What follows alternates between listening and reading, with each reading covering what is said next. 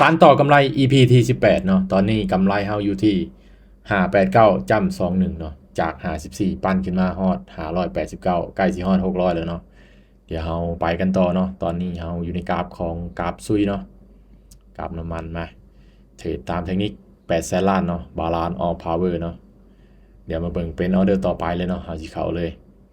เป็นแดงงามเขียวงามเนาะในกราฟซุยเนาะเดี๋ยวมาเบิ่งกันช่วงที่เฮาเข้านี่จะวินงามบ่โอ้ดีเป็นเขียวเนาะเดี๋ยวนี้มาเฮาสิเอาปลายไปเนาะเก่าจำ21เนาะเมื่อเฮาพลาดเฮาคูณเงินเนาะถ้าเฮาได้เฮาจะเอาปลายไปตลอดเนาะเดี๋ยวมาเบิ่งกันเทคนิคเฮาว่าจังได๋สีลงมาเนาะเทคนิคเฮาสีลงมาแบบนี้เห็นบ่ย่อเขียวขึ้นไปเนาะยังสีลงอยู่มาซื้อเลยจัดซื้อขึ้นไปเนาะเทรดแบบบ่มีความเสี่ยงเนาะเอากำไรมาเทรดเนาะมาเบิ่งกันจะรอดหรือจะร่วงถ้าว่าเฮารอดตลอดนี่โอกาสที่จะปั้นขึ้นไป 1,000 เหรียญนี่มีเนาะมาเบิ่งกันสลับขึ้นมางามๆแบบนี้เทคนิค8แสนล้านบอกเลยการันตีถ้าบ่ดีดได้แต่ถ้าดีดนี่ก็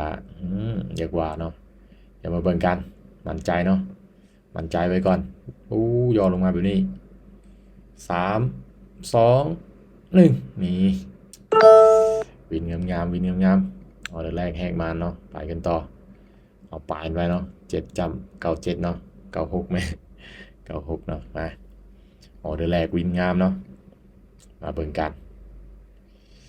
ออเดอร์นี้ถ้าวินก็600แล้วเนาะมาซื้ออีกบาทนึง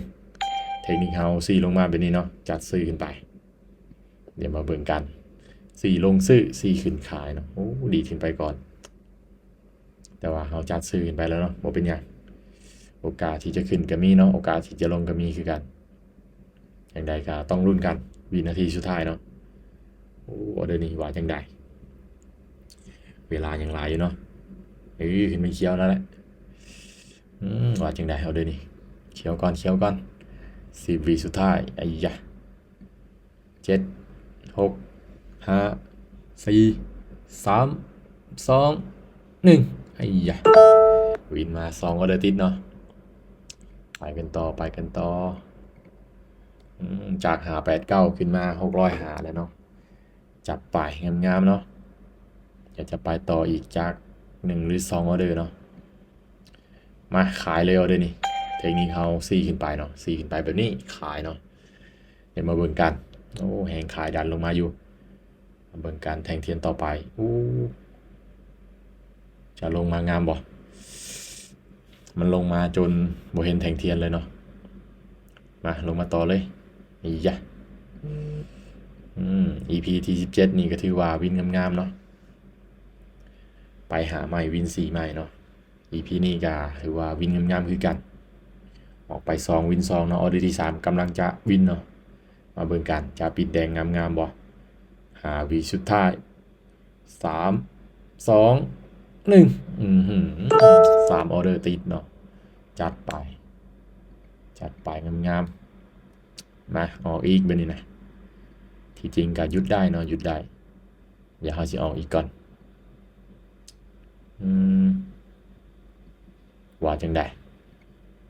เดี๋ยวนี้เทคนิคเฮา4ขึ้นไปเนาะขายเลยมาจัดขายเลยจังหวะนี้เดี๋ยวมาเบิ่งกันเฮาสิวินหาออเดอร์ติดบ่เฮาวินมา3ออเดอร์แล้วเนาะถ้าว่าวินหาออเดอร์ติดจะบ่ได้เปิดกล่องเนาะเพราะว่าเฮาบ่ฮอด10เหรียญเนาะบางออเดอร์ก็10เหรียญเนาะเพราะว่าเอาไปดิมาออเดอร์นี้จังได้สลับลงงามๆ10วิสุดท้าย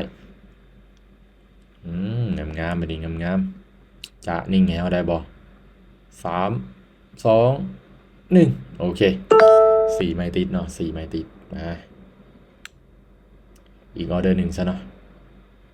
อีกออเดอร์1ได้ก็หยุดเสียก็หยุดได้ก็หยุดเสียก็หยุดเนาะมาออเดอร์นี้เทคนิคเฮา4ขึ้นไปเนาะขายเลยมาได้ก็หยุดเสียก็หยุดออเดอร์นี้สลับลงมาบ่ถ้าว่า วินออเดอร์นี่ก็หาออเดอร์ติดเนาะมาขอหาออเดอร์ติดงามๆเนาะเดี๋ยวมาเบิ่งกันนี่งามๆบ่สลับลงมาแบบนี้เทคนิค8 ไซรัสเนาะกำลังคีโมเนาะออเดอร์นี่ถ้าว่าลงมาอะไรดีขึ้นไปนี่โอกาสที่จะเป็นเขียวนี่มีสูงกว่าเนาะ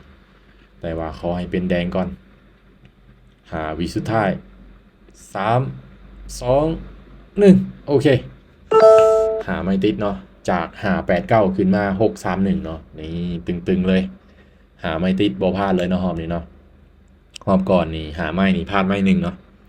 พลาดไม่1หอมนี่2 4 5วินเบิดเลยเนาะวินเบิดเลยอัตราชนะถือว่า 100% เลยเนาะหอมนี่เนาะหอมก่อนนี่พลาดออเดอร์แรกแล้วก็วิน4ออเดอร์หลังเนาะ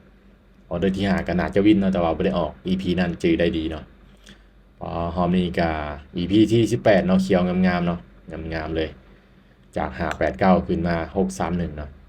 สำหรับคลิปนี้ก็เทรดให้เบิ่งเป็นกรณีศึกษาเนาะใครที่อยากลงทุนทางด้านนี้ควรศึกษาให้มีความรู้แท้ๆเนาะจึงเข้ามาสำหรับคลิปนี้ขอขอบใจ